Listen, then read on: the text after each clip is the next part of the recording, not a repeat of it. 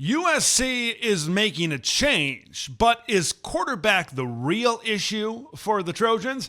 Tez Johnson and Marcus Harper will be out for at least the next few weeks for the Oregon Ducks, but how much do those injuries really matter?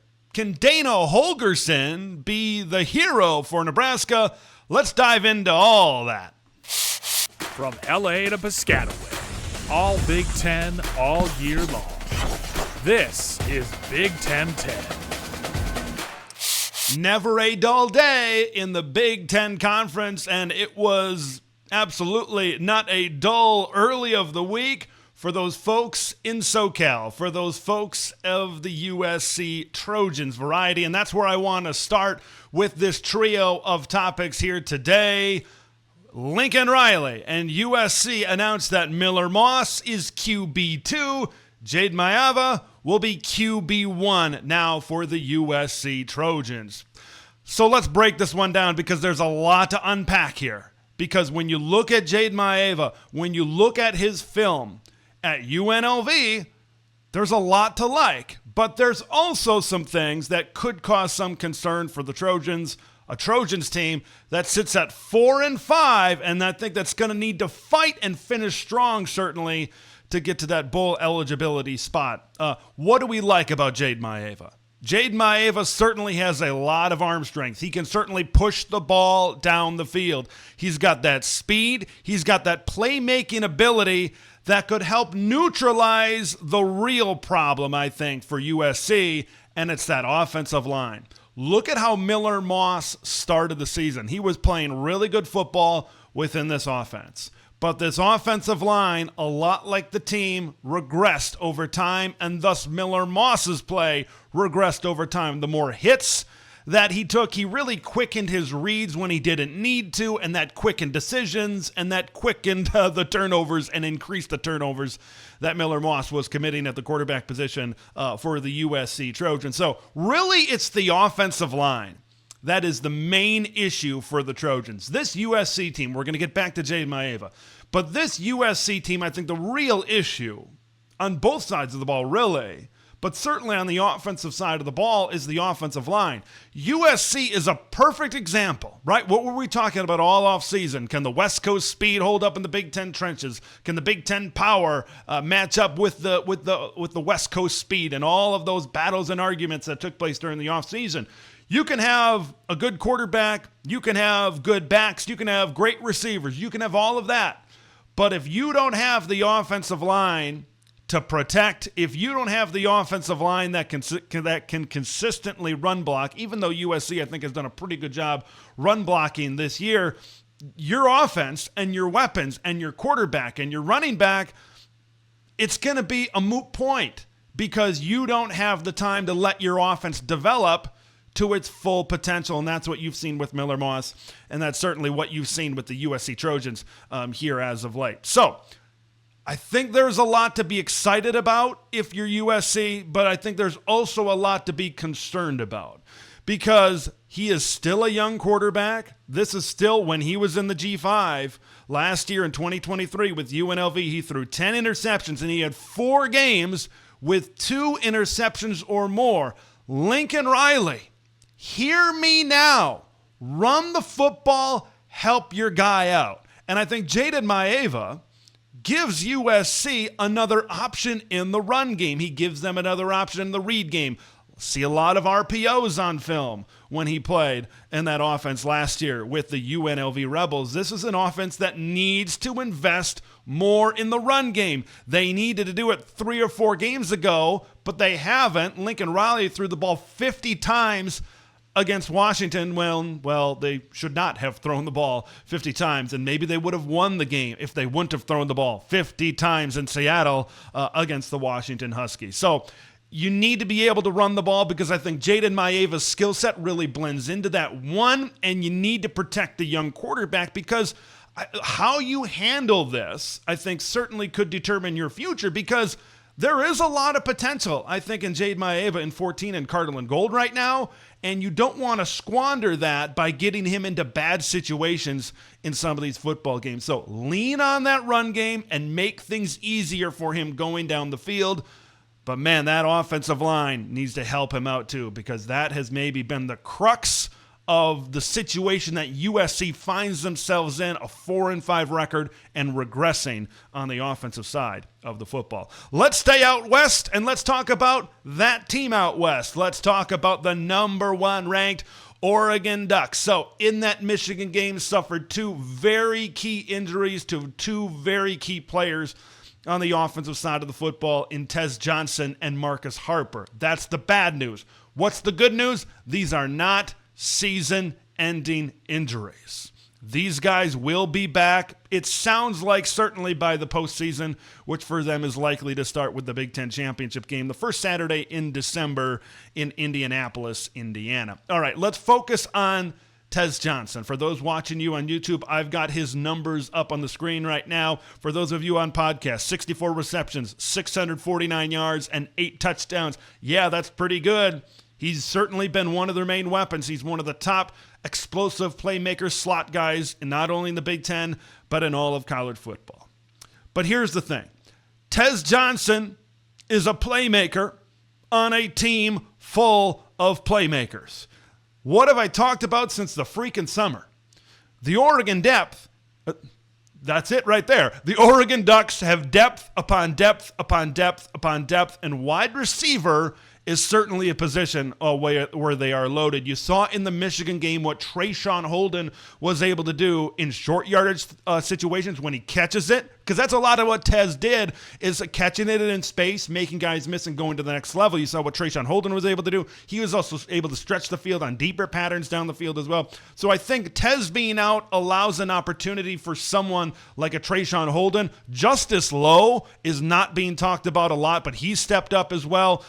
Dan Lanning said this week in his press conference that we could see Gary Bryant, right? He's been injured this whole year, and the thing about Gary is he was a top 4 wide receiver on this Ducks team last year. The depth is getting deeper, certainly, if you can get Gary back into the lineup. How about a bigger role for Kenyon Sadiq? Because now Terrence Ferguson is back from injury starting at tight end. What about getting those guys on the field at the same time?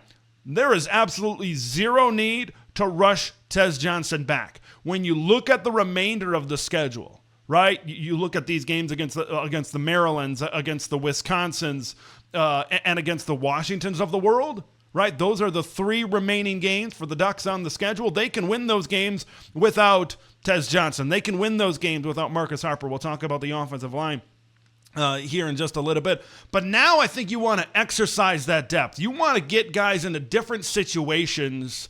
And they've done a really good job at that in the second half. When they get up by a lot in some of these games, they try different things in the second half to be able to, so when they get to a Big Ten championship game, so when they get to a college football playoff game, right, and maybe you're in one of those tight games that you need to be able to make a play. Hey, we tried this in the second half of that UCLA game. Let's try it now. We're in a tie game versus Texas in the college football quarterfinals or something like that. So there is plenty of depth over there at the wide receiver position. I think they are going to be just fine. They're still going to be explosive. Losing Tez Johnson hurts.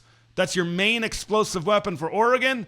But there's a reason why they stockpiled this room the way they have. Let's talk about the offensive line, because this kind of brings back that issue that we had earlier in the season when they were trying to figure things out on the offensive line in those games against Idaho and against Boise State. Now you don't have Marcus Harper, who's a great player over there at guard, a part of a great offensive line for the Oregon Ducks. Now, this is going to test the Oregon depth on the interior, but I will say this, there is depth on the interior of this Oregon offensive line, just like there's depth at the wide receiver position right now for Oregon, and I think this has been a very cohesive unit, and I think, minusing one spot and bringing in somebody else to fill that spot, I think that they still have a cohesive unit, is still what I'm trying to say. Since Iapani Lalaolu, that center, has come in and really solidified that offensive line,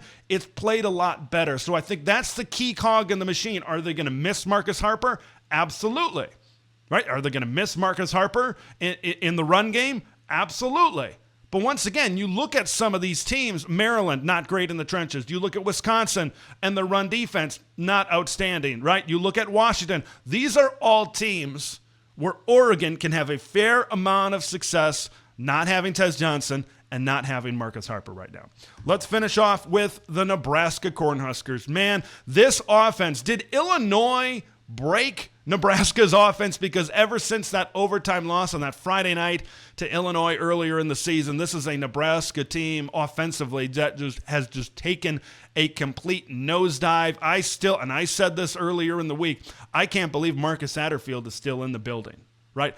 I think there is zero doubt in my mind Marcus Satterfield will not and should not be the offensive coordinator next season. I don't think he should be the coordinator right now. I was listening to an interview with Tom Chattel of the Omaha World Herald, and he actually said to keep Marcus Satterfield on staff, but kind of move Glenn Thomas up to a play calling role right now. So Nebraska, which is certainly an option, and I think a decent option for Nebraska, but they're not going in that direction, at least officially, certainly right now. So you bring in Dana Holgerson.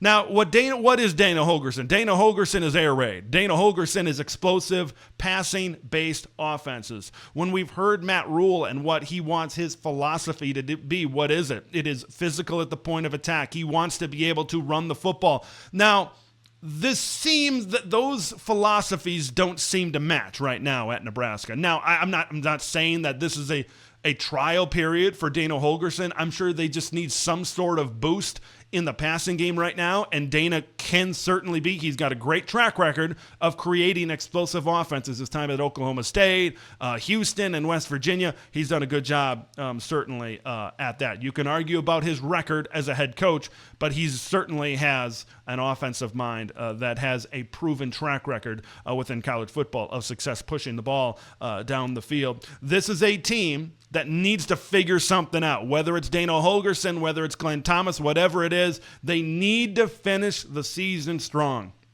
because you got a quarterback that went to multiple high schools. You have a quarterback that committed with not one, not two, but 3 colleges. You need to prove to your star quarterback right now, the future of your franchise, so to speak, that things are going to be going in a positive direction going into next season. I'm not sitting here and saying that Dylan Raiola is going to transfer, but we've seen crazier things happen in off seasons in college football. When you look at the struggles of Nebraska, I think a lot of it, specifically lately, is very similar to the struggles of the USC Trojans. It's the offensive line, man. It's the O-line. I said it all the way back when Teddy Prohaska got injured in fall camp. I said, if they have one more injury, it could start to get pretty thin, and it could get pretty dicey for Nebraska. They had an injury to Turner Corcoran, and they've been moving some pieces around, and here we are yet again. The Nebraska offensive line is the weak link in the chain for this offense and maybe this team. So they got to find a way to rattle off some wins. Is it Dana Holgerson boosting this passing attack down the field? It could be. The future is certainly interesting in Lincoln, Nebraska. All right. It is nearly game week. We are approaching Saturday. Going to have a preview of Michigan and Indiana on the channel this week. I'm Big Ten Ted. We will see you in the next one. Thanks for watching Big Ten Ted, where it's all Big Ten all year long. Make sure to like the video to spread the word of Big Ten Ted to the masses, and subscribe to the channel for updates on Big Ten content that drops every day.